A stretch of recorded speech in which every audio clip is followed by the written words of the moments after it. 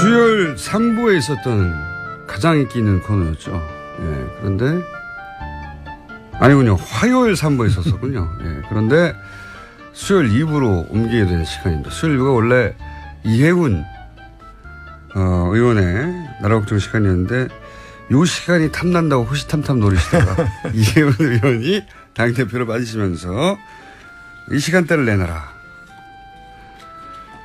노회찬 원내대표 나오셨습니다. 안녕하십니까? 예, 안녕하십니까? 예, 이 시간대를 좋아하셨군요.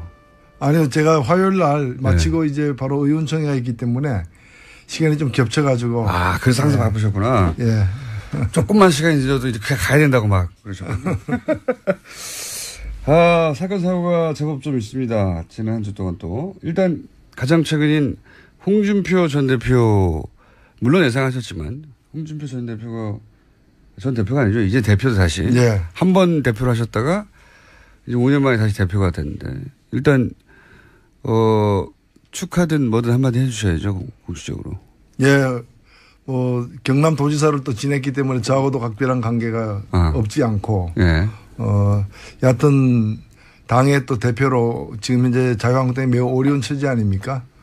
그런 당의 또 대표로 선출됐기 때문에 일단은 뭐 어려운 짐을 맡은 데 대해서 축하드리고. 어려운 짐을 맡은 데 대해서 축하드리고. 아, 뭐 꼭 그런 뜻은 아니고 하여튼 축하드리고.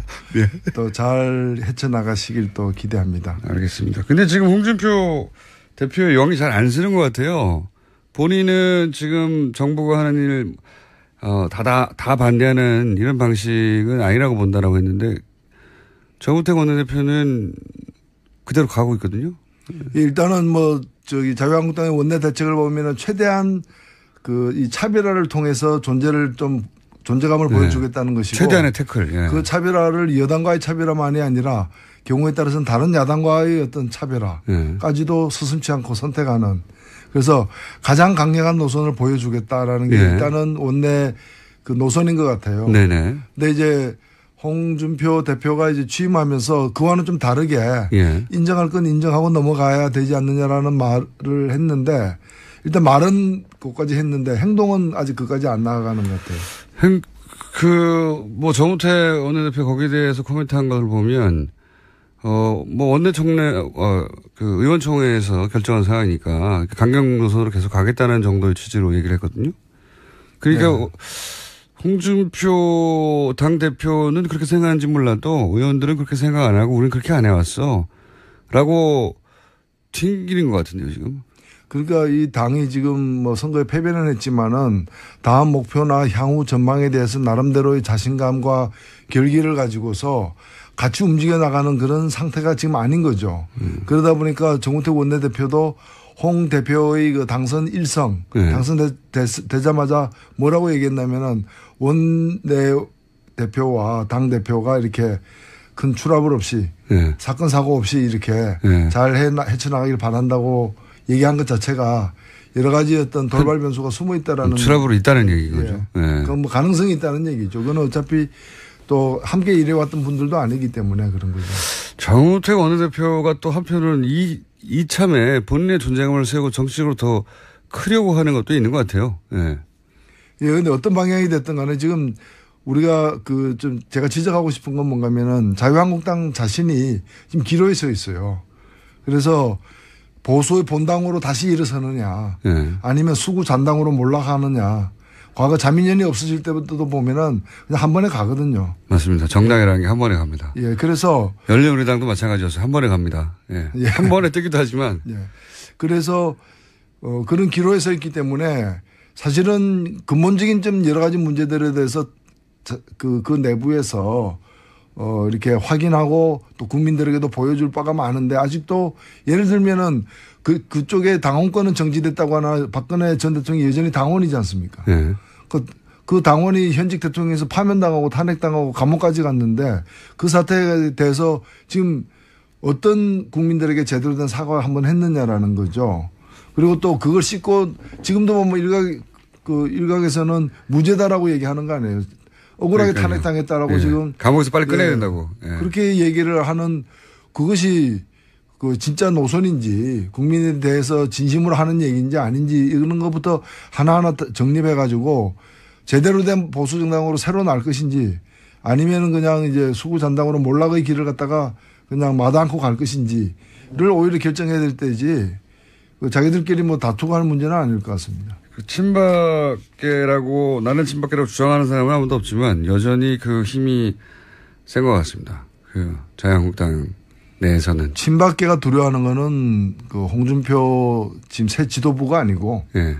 뭐 그 친박계를 등용하네 안 하네 얘기하지만은 친박계는 그런 데 지금 연연하는 게 아니라 사정당국. 현 정권의 사정당국을 갖다가 이제 두려워하고 그쪽을 주로 쳐다보는 거죠. 예. 그렇겠죠, 당연히. 그래서 더 강하게 나오는지도 모릅니다, 지금. 예. 우리 건들면 우리도 가만히 있지 않겠다고 하는 제스처일 것도 같고. 홍준표 전 대표가 아니라 자꾸 전 대표라고 하는 전 후보, 현 대표는 저희가 조만간 모시겠습니다, 직접. 국민의당 사태의 추이는 어떻게 보고 계십니까?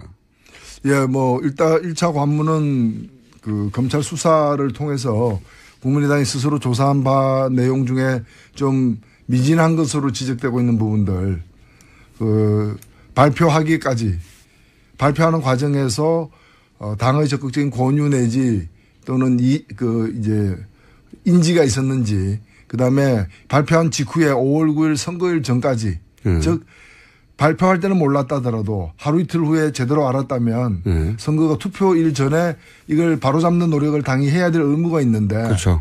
그걸 갖다가 했는지 안 했는지 그러니까 이제 5월 9일 전에 알았는지 안 알았는지 지금 5월 8일 날 알았을 수 있다. 이준서는 최고위원은 알았을 수 있다라는 또 정황도 나오기 때문에 그 부분이 명확해질 필요가 있고요. 마지막으로는 이제 뒷수습 과정에서 이걸 은폐 내지 덮으려고 어떤 시도가 있었는지 등에 대해서 미진한 부분은 검찰 수사를 통해서 밝혀질 텐데 저는 좀 약간 납득이 안 가는 것이 일단은 국민의당의 발표에 대해서도 여러 문제제기가 있습니다만은 저는 뭐 믿고 싶어요. 공당이 그래도 큰 사고를 당하고 수습 차원에서 진상조사인 거라면은 믿는 게 저는 예의라고 생각되거든요. 본인들이 할 수 있는 만큼 최대치를 했다 뭐 이 정도까지는 네네. 믿어줘야죠. 근데 이제 믿는다 하더라도 남는 부분이 있어요. 그건 뭐냐면은 자꾸 이제 단독 범행을 강조하는데 그러면 단독 범행이면 국민의당은 면책이 되느냐라는 거예요. 맞습니다. 예. 자꾸 이제 아니 뭐 콜레라는 그 콜레라균은 이유미가 만들었다라고 얘기하는데 그건 그렇다 치더라도 단독으로 만들었다고 하는데 단독으로 만들었던 합작으로 만들었던 그 콜레라균을 갖다가 국민의당 분무기로 뿌린 거 아니에요?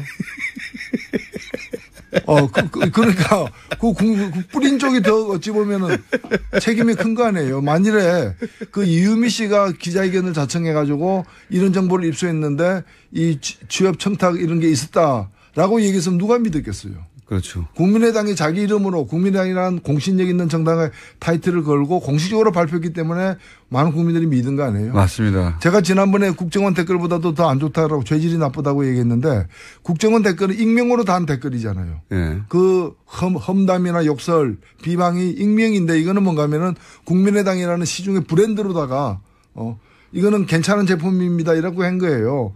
그러니까 가습기 살균제도 그 유명한 회사들에서 나온 거하고 이름 처음 보는 이상한 조그만한 영세업체에서 나온 거하고는 그 소비자들에 대한 설득력이 다르잖아요. 피해 규모도 달라지는 거예요. 그렇기 때문에 이것을 국민당 이름으로 공개해서 영향을 미친 데 대한 그런 어떤 이 반성이나 사과나 이 대목이 잘 안 보이고 그냥 이거는 저 사람이 단독으로 만든 거예요. 그 얘기만 하고 있다는 거예요. 이게 자동차 회사 같으면 전량 리콜 아니겠어요? 이거 리콜도 불가능한 제품인 거죠. 저는 또 한 가지 이 국민의당이 대단히 잘못했다고 생각하는 워딩이 뭐냐면 국민의당이 본인들이 속았다 이런 식으로 워딩을 했지 않습니까? 이유미 씨가 자신들을 속였다. 이유미에게 당도 속았다. 저는 근데 이제 우리도 피해자라는 거죠. 이게 속았다는 거는 자신들이 피해자라는 거잖아요. 당 내에서 자기들끼리는 그런 말을 할 수 있어요. 그렇죠. 이거는 국민이 속은 거거든요. 그냥 자기들 속사정이야 자기들끼리 얘기고 우리가 여름에 냉면집 주인이 나는 대장균에게 속았다. 걔들이 이렇게 많을 줄 몰랐다. 이제 많으면서도 나한테 많은 척 안 했다. 뭐. 많은 척 안 했다. 그걸 이제 조사해가지고 많으면 팔지 말아야 될 책임이 냉면집 주인한테 있는데. 그러니까요. 네. 균이 나를 속였다. 뭐 이렇게 대장균 단독 범행이다. 뭐 이렇게 대장균 단독 범행이다. 아니 초반에 홍준표 대표 얘기하실 때는 이게 아무래도 홍준표 대표 그동안 많이 공격하셨으니까 살살 하실려나 보다 했더니 점점점 앞으로 기회가 많겠죠. 뭐. 기회가 많겠죠. 균이 나를 속였다. 아니 저는 이거는 해서는 안 될 말을 했다고 생각하거든요. 자기들도 속았고 국민도 속았다. 뭐 이런 식으로 얘기하는데 그러면 자기들도 피해자고 국민들도 피해자라는 얘기잖아요. 국민들 입장에서 보기에는 국민의당이 속인 거예요, 그냥. 이문 씨가 누군지 알지도 못하고. 그런 이제 생각이 들 수 있겠죠. 그러나 공당에서 네. 그런 제보를 갖다가 아무리 뭐 당직자가 얘기했다 하더라도 엄청난 그 사실을 갖다가 확인도 안 하고 바로 얘기할 수는 없는 것이고. 그러니까요. 이 다 모든 것이 드러난 상황에서는 그 점에 대한 어떤 죄책감 이런 게 커야죠. 그게 정상이죠. 그러니까 냉면집 주인이 정확한 비유 맞습니다. 냉면집 주인이 균이 나를 속였다고. 우리도 피해자라고. 네. 대장균은 말이 없다. 뭐 이런 게. 대장균은 말이 없다. 심상정 대표님도 그런 표현을 하긴 하셨어요. 국민의당 꼬리를 잘라도 너무 짧게 잘랐다. 심상정 대표님도 뭐랄까요. 예, 노회찬 원내대표님이 하시는 비유를 보면서 항상 부러웠을 거예요. 갑자기 왜 주제가 또 이상한 데로 생각. 그래서 이런 발언을 하신 것 같은데. 자, 그건 그렇고 하나 더 주제를 다뤄보고 오늘 끝내야 되겠습니다. 이 ICBM, 북한의 ICBM 발사에 대해서는 어떻게 바라봐야 됩니까? 어떻게 논평하시겠습니까? 예, 뭐 일부 언론에서는 문재인 대통령이 미국을 방문해 가지고 북한에 대해서 이렇게 핵 동결하면 대화 프로그램으로 들어가겠다라고 제안을 하자마자 ICBM을 쏘음으로써 네. 우리의 제안을 거부한 것처럼 얘기하는데 저는 네. 그렇지 않다고 보고요. 저도 거꾸로 해석하거든요. 그렇죠. 네. 어찌 보면은 북한이 이걸 쏜 건 뭔가면 대화와 협상을 압박했다. 누구에게? 네. 미국과 한국에게. 네. 사실 이제 다만 대등한 상대로 우리를 대해라 이거 아닙니까? 그런죠. 네. ICBM이라는 게 대륙간 탄도미사일이고 이건 아시아 대륙에서 아메리카 대륙으로 쏜 거기 때문에 네. 아메리카에 있는 나라 USA 네. 대화의 광장으로 나와라. 네. 자꾸 이제 중국을 갖다 건드려 가지고 뒤에서 쑤시지 말고 네. 또 한국만 가지고 대화하기는 어렵다. 왜냐하면 모든 어떤 무기에 대한 통제권은 예. 미국이 갖고 있으니까 미국과 같이 대화해야 된다는 거고 저는 북한의 행동은 규탄해야 마땅하지만은 실제로 문제를 해결하기 위해서는 해석을 제대로 해야 되는데 미국과 한국이 다 대화에 나서야지 미국이 계속해서 이제까지 보면 과거에 클린턴 정부 때도 8년 임기 거의 다 끝나갈 무렵에 울브라이트를 갖다 평양에 보내는 타이밍 놓치는 그거를 두고 다들 후회하죠. 후회했죠. 예. 부시도 보면은 부시 4년을 허망하게 보내고 강경책으로 예. 그다음에 마지막에 이제 전략을 선회했지만은 너무 늦었고 오바마 같은 경우에는 전략적 인내라 해가지고 전략적 인내가 뭔가 하면은 아무것도 안 하는 거죠. 안 하는 게 전략적 인내인 거예요. 예. 그때 또 우리가 보수 정권이었기 때문에 뭘 할 수도 없었겠죠. 예, 없었죠. 그렇기 때문에 저는 이제 되려면은 제대로 해야 되는 거고 트럼프 정부도 과거 미국 정부의 실패를 전체를 밟아서는 안 된다고 봅니다. 적극적으로 현 정권의 사정 당국을 갖다가 이제 두려워하고 그쪽을 주로 쳐다보는 거죠. 예. 그렇겠죠, 당연히. 그래서 더 강하게 나오는지도 모릅니다, 지금. 예. 우리 건들면 우리도 가만히 있지 않겠다고 하는 제스처일 것도 같고. 홍준표 전 대표가 아니라 자꾸 전 대표라고 하는 전 후보, 현 대표는 저희가 조만간 모시겠습니다, 직접. 국민의당 사태의 추이는 어떻게 보고 계십니까? 예, 뭐, 일단 1차 관문은 그 검찰 수사를 통해서 국민의당이 스스로 조사한 바 내용 중에 좀 미진한 것으로 지적되고 있는 부분들, 발표하기까지, 발표하는 과정에서 당의 적극적인 권유 내지 또는 이제 인지가 있었는지, 그 다음에 발표한 직후에 5월 9일 선거일 전까지, 즉, 발표할 때는 몰랐다더라도 하루 이틀 후에 제대로 알았다면 선거가 투표일 전에 이걸 바로잡는 노력을 당이 해야 될 의무가 있는데, 그렇죠. 그걸 갖다가 했는지 안 했는지. 그러니까 이제 5월 9일 전에 알았는지 안 알았는지 지금 5월 8일 날 알았을 수 있다. 이준서는 최고위원은 알았을 수 있다라는 또 정황도 나오기 때문에 그 부분이 명확해질 필요가 있고요. 마지막으로는 이제 뒷수습 과정에서 이걸 은폐 내지 덮으려고 어떤 시도. 당 대표는 그렇게 생각하는지 몰라도 의원들은 그렇게 생각 안 하고 우리는 그렇게 안 해왔어. 라고 튕기는 것 같은데요, 지금. 그러니까 이 당이 지금 뭐 선거에 패배는 했지만은 다음 목표나 향후 전망에 대해서 나름대로의 자신감과 결기를 가지고서 같이 움직여 나가는 그런 상태가 지금 아닌 거죠. 그러다 보니까 정우택 원내대표도 홍 대표의 그 당선 일성, 당선되자마자 뭐라고 얘기했냐면은 원내대표와 당대표가 이렇게 큰 추락을 없이 사건 사고 없이 이렇게 잘 헤쳐나가길 바란다고 얘기한 것 자체가 여러 가지 어떤 돌발 변수가 숨어 있다라는. 추락으로 있다는 얘기죠. 그건 뭐 가능성이 있다는 얘기죠. 그건 어차피 또 함께 일해왔던 분들도 아니기 때문에 그런 거죠. 정우택 원내대표가 또 한편으로는 이참에 본인의 존재감을 세우고 정치적으로 더 크려고 하는 것도 있는 것 같아요. 그런데 어떤 방향이 됐든 간에 지금 우리가 그 좀 제가 지적하고 싶은 건 뭔가면은 자유한국당 자신이 지금 기로에 서 있어요. 그래서 보수의 본당으로 다시 일어서느냐 아니면 수구 잔당으로 몰락하느냐. 과거 자민련이 없어질 때부터도 보면은 그냥 한 번에 가거든요. 맞습니다. 정당이라는 게 한 번에 갑니다. 그래서 열린우리당도 마찬가지였어요. 한 번에 갑니다. 한 번에 뜨기도 하지만. 그래서 그런 기로에 서 있기 때문에 사실은 근본적인 좀 여러 가지 문제들에 대해서 그 내부에서 이렇게 확인하고 또 국민들에게도 보여줄 바가 많은데 아직도 예를 들면은 그쪽에 당원권은 정지됐다고 하나 박근혜 전 대통령이 여전히 당원이지 않습니까? 그 당원이 현직 대통령에서 파면당하고 탄핵당하고 감옥까지 갔는데 그 사태에 대해서 지금 어떤 국민들에게 제대로 된 사과를 한번 했느냐라는 거죠. 그리고 또 그걸 씻고 지금도 뭐 일각에서는 무죄다라고 얘기하는 거 아니에요. 억울하게 탄핵당했다라고 지금. 감옥에서 빨리 꺼내야 된다고. 그렇게 얘기를 하는 그것이 그 진짜 노선인지 국민에 대해서 진심으로 하는 얘기인지 아닌지 이런 것부터 하나하나 정립해 가지고 제대로 된 보수 정당으로 새로 날 것인지 아니면은 그냥 이제 수구 잔당으로 몰락의 길을 갖다가 그냥 마다 않고 갈 것인지를 오히려 결정해야 될 때지 자기들끼리 뭐 다투고 하는 문제는 아닐 것 같습니다. 친박계라고 나는 친박계라고 주장하는 사람은 아무도 없지만 여전히 그 힘이 센 것 같습니다. 그 자유한국당 내에서는. 친박계가 두려워하는 거는 그 홍준표 지금 새 지도부가 아니고 뭐 그 친박계를 등용하네 안 하네 얘기하지만은 친박계는 그런데 지금 연연하는 게 아니라 사정당에 또 대표로 선출됐기 때문에 일단은 뭐 어려운 짐을 맡은 데 대해서 축하드리고. 어려운 짐을 맡은 데 대해서 축하드리고. 뭐 꼭 그런 뜻은 아니고 하여튼 축하드리고 또 잘 헤쳐나가시길 또 기대합니다. 알겠습니다. 근데 지금 홍준표 대표의 영이 잘 안 쓰는 것 같아요.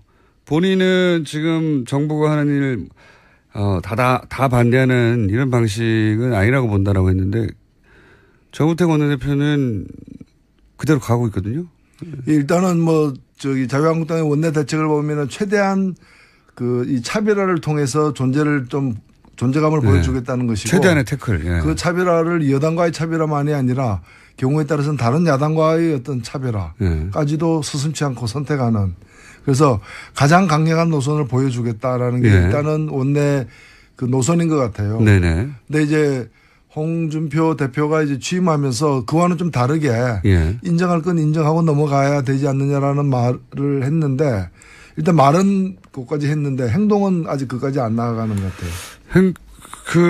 뭐 정우택 원내대표 거기에 대해서 코멘트한 걸 보면 뭐 원내총회, 그 의원총회에서 결정한 사항이니까 강경 노선으로 계속 가겠다는 정도의 취지로 얘기를 했거든요.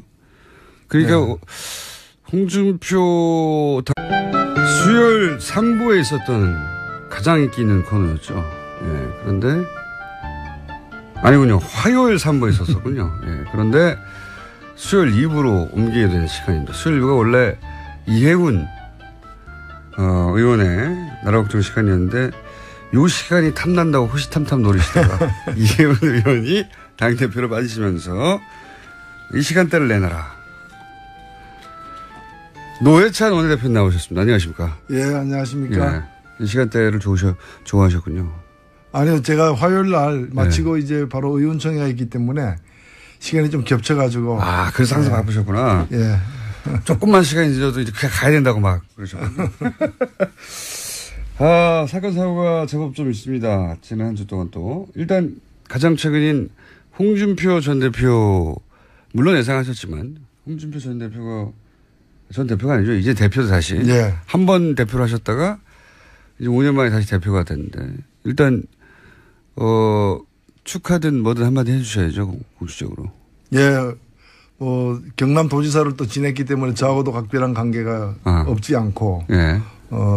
여하튼 당의 또 대표로 지금 현재 자유한국당이 매우 어려운 처지 아닙니까?